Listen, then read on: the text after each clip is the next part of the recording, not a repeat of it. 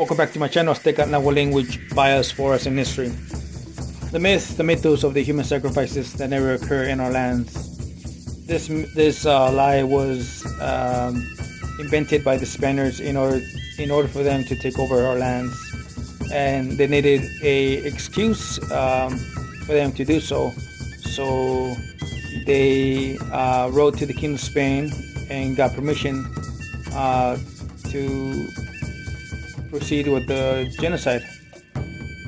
Who really did the human sacrifices, the Spaniards or us? The Spaniards sacrificed our people, 95% of our people, to their god.